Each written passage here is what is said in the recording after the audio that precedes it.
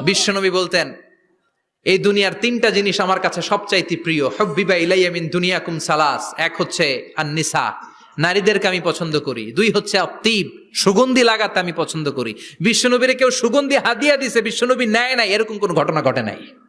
আল্লাহু আকবার।